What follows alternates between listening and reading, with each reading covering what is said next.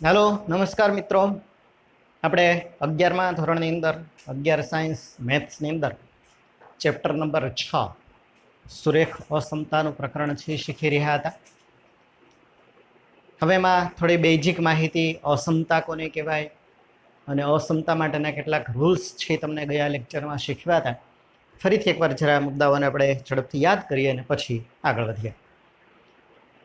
સૌથી પહેલો પોઈન્ટ તો તમને દર્શક ભાઈ કોઈ પણ બે સંખ્યા અસમતા કોને કહેવાય એના માટેની પહેલી વાત કરી। કોઈ પણ બે સંખ્યા તમે લો, કોઈ પણ બે, એની વચ્ચે ત્રણ પ્રકારનો સંબંધ હોઈ શકે, ત્રણમાંથી કોઈ એક સંબંધ હોઈ શકે। એને આપણે ત્રિવિધ વિકલ્પનો નિયમ કહીએ છીએ।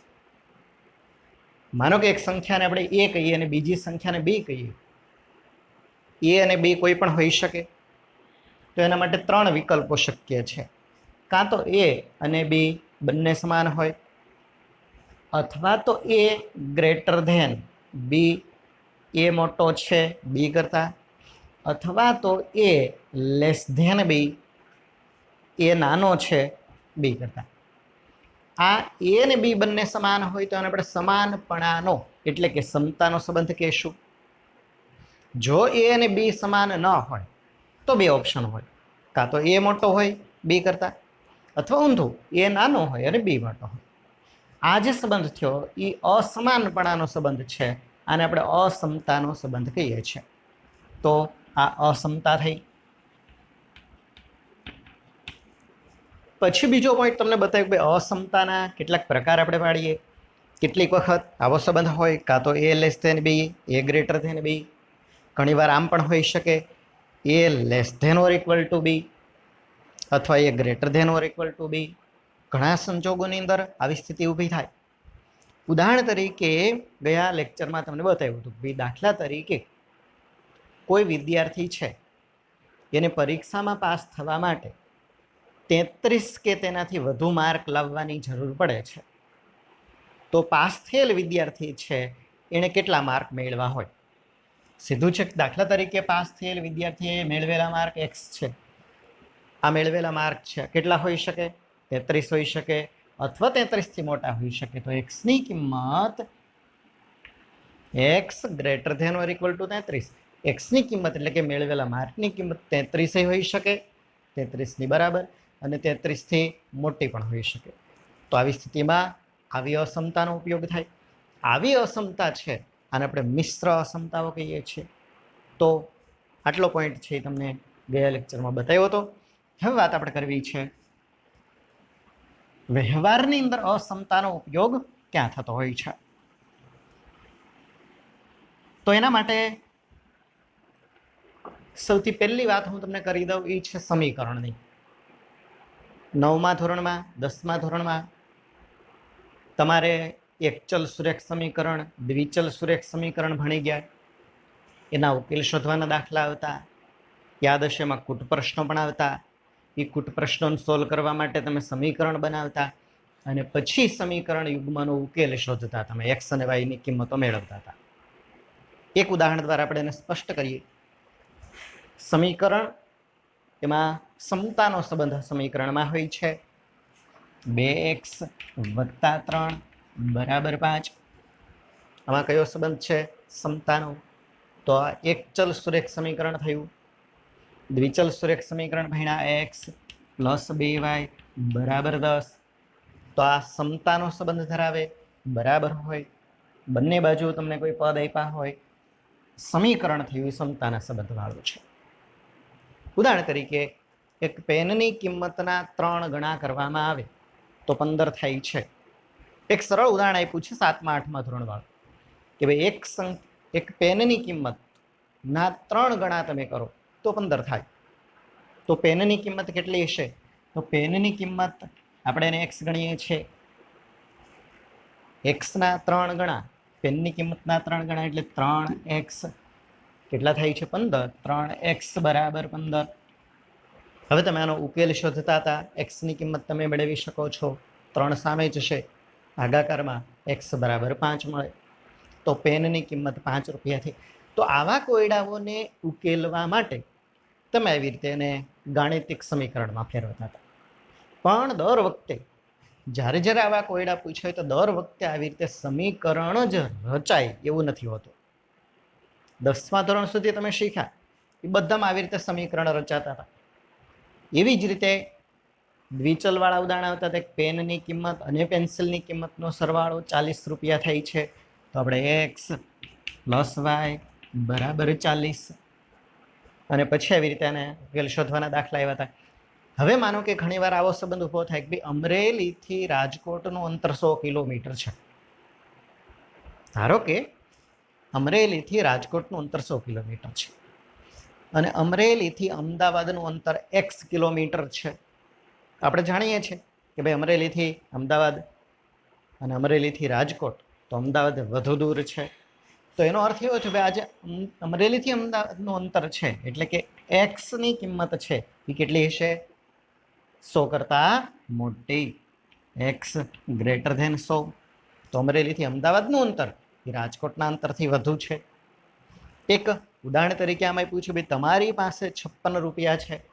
દાખલા તરીકે તમે કોઈ બજારની અંદર કોઈ દુકાને ખરીદી કરવા ગયા, તમારા ખીચામાં 56 રૂપિયા પડ્યા છે.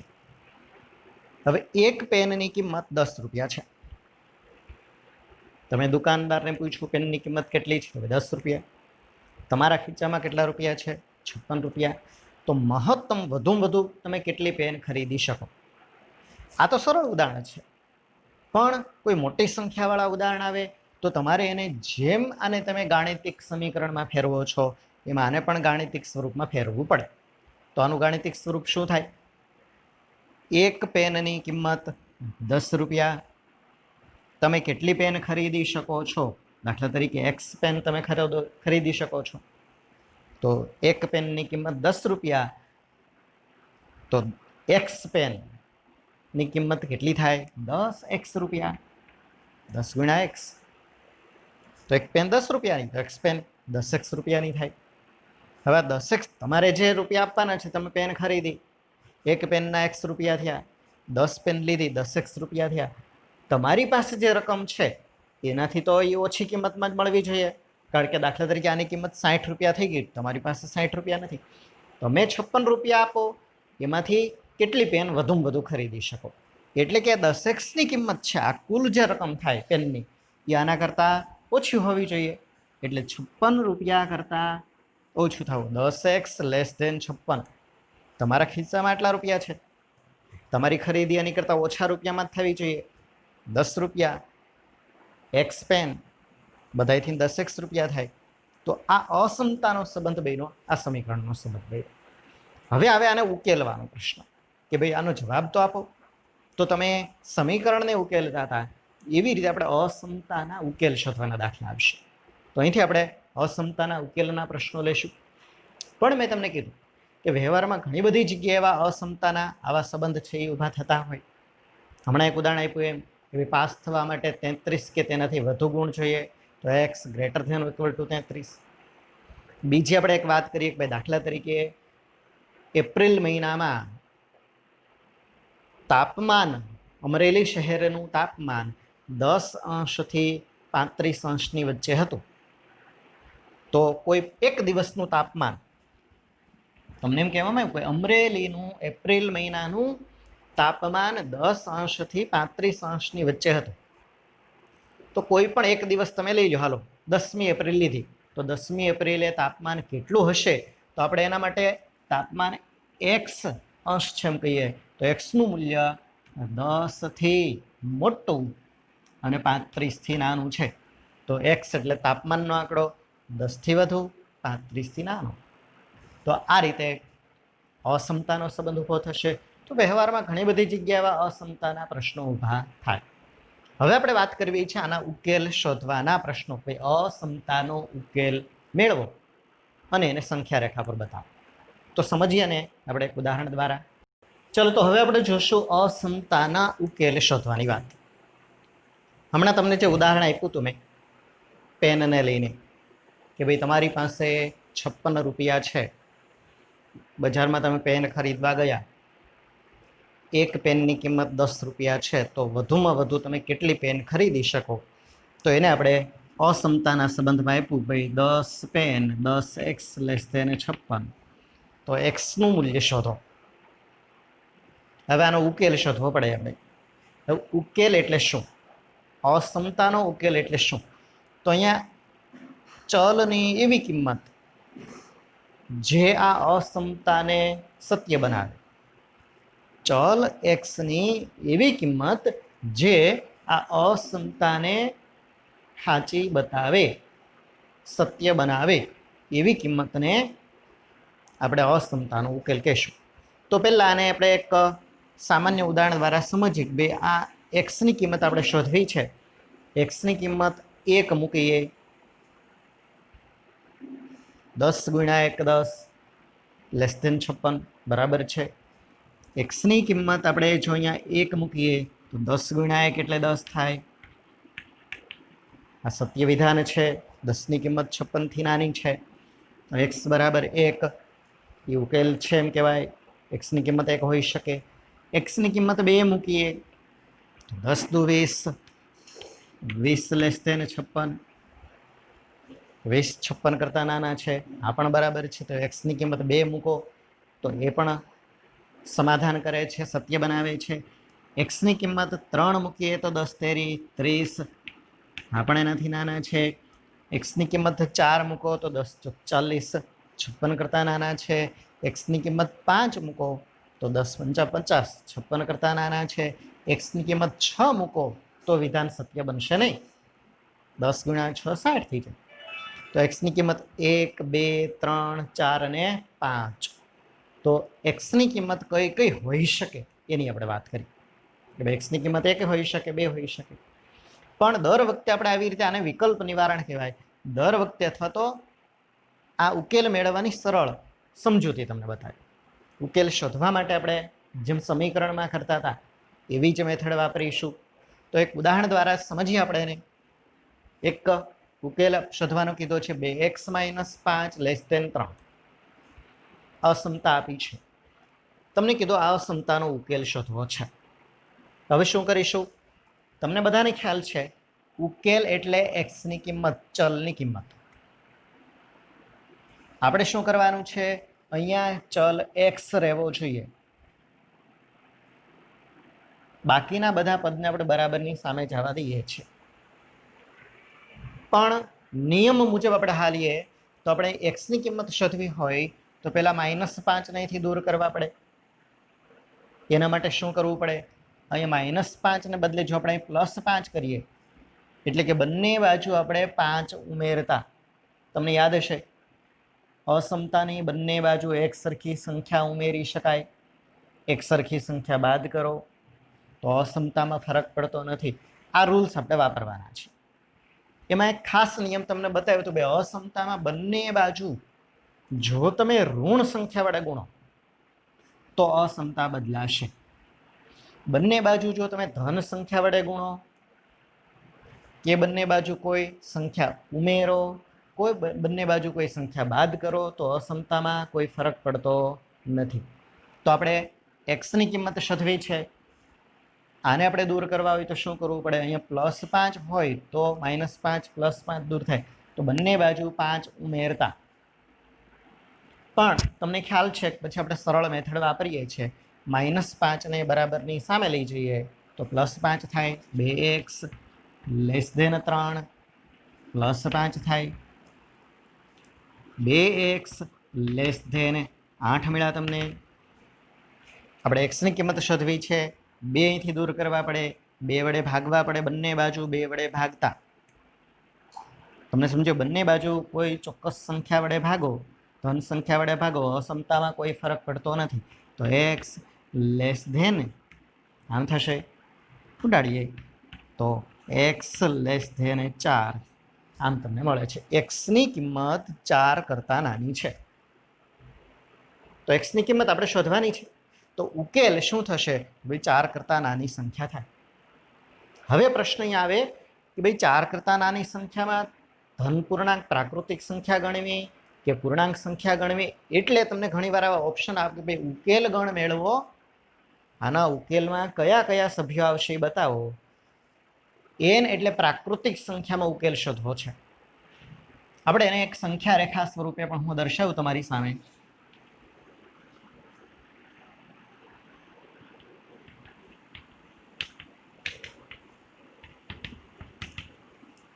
આમ છે. હવે આપણે x ની કિંમત 4 થી નાની. હવે 4 થી નાની એટલે પ્રાકૃતિક સંખ્યા, જો તમને કહે પ્રાકૃતિક સંખ્યા n માં 4 થી નાની કઈ આવશે? 1 2 3. તો આનો n માં ઉકેલ ગણ કહેવાય.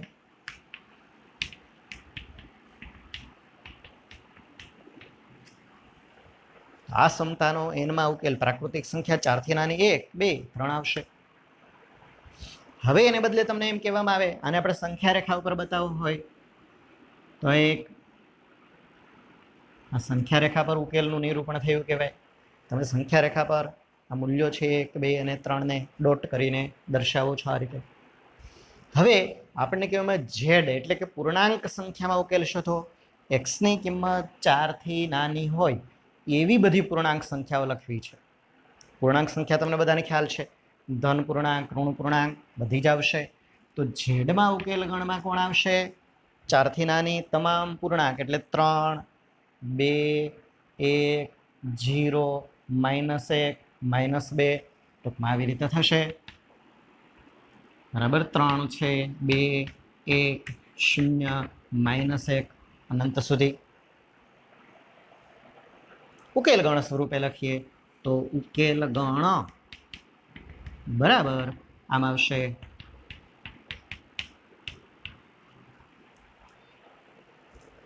આને આપણે સંખ્યા રેખા પર બતાવવો હોય આગળને તો 3 છે 2 1 0 -1 -2 ત્યાં સુધી છે અનંત સુધી.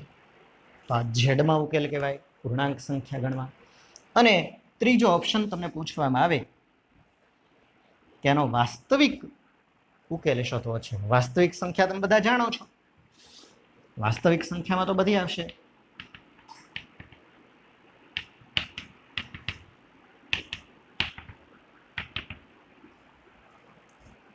ચાર થી નાની, બરાબર, 4 લેવાના નથી. 4 થી નાની એટલે બધી જ આવશે. આ તો પૂર્ણાંક તો બધી આવે જ, પણ એની વચ્ચેની બધી સંખ્યાઓ પણ વાસ્તવિક સંખ્યા છે તમામ. એટલે આનો ઉકેલ ગણ છે એ 4 નહીં આવે. એટલે આપણે એને આવી રીતે પોલું સર્કલ દર્શાવશું. 4 છે ઉકેલનો ભાગ નથી. બાકીના આ બધા છે જેમાં તમે આવી રીતે બતાવતા હતા એમાં એ બધા જ સંખ્યાઓ આવશે. તો આપણે એને સંખ્યા રેખા પર આવી રીતે ઘાટી લીટી કરીને દર્શાવીએ છીએ. આ ઉકેલ થયો. તમામ વાસ્તવિક સંખ્યાઓ 4 થી નાની હોય એવી અનંત સુધી. એને આરમાં ઉકેલ આપણે કહીએ છીએ. તો આરમાં ઉકેલ ગણ આપણે એને અંતરાલ સ્વરૂપે લખીએ. બરાબર, 4 છે, 4 થી નાની એટલે વિવૃત અંતરાલ ક્યાં સુધી ચાલશે. તો ઉકેલને આપણે સંખ્યા રેખા પર દર્શાવતા આપણે જોઈએ તો અસમતાનો તમે ઉકેલ મેળવો. સમીકરણ જેવી રીતે તમે ઉકેલતા હતા એક ચલ સુરેખ સમીકરણ એવી રીતે જ આપણે ઉકેલશું, પણ નિયમોના કેટલાક ધ્યાનમાં રાખશું. બંને બાજુ જો ઋણ વડે ગુણો એટલે કે નિશાની જો બદલો તો અસમતા છે એ બદલાશે. બંને બાજુ એક સરખી સંખ્યા ઉમેરો કે એક સરખી સંખ્યા બાદ કરો તો અસમતામાં કોઈ ફરક પડતો નથી. તો આપણે એક્સ મેળવવાનો છે તો -5 અને સામે લઈ ગયા, +5 થયા 8. 2 ને આપણે ગુણાકારમાંથી ભાગાકારમાં લઈ જઈએ છીએ તો x <4. આનો એનમાં પ્રાકૃતિક સંખ્યામાં ઉકેલ ગણ 4 થી નાની પ્રાકૃતિક સંખ્યા 1 2 3 થાય.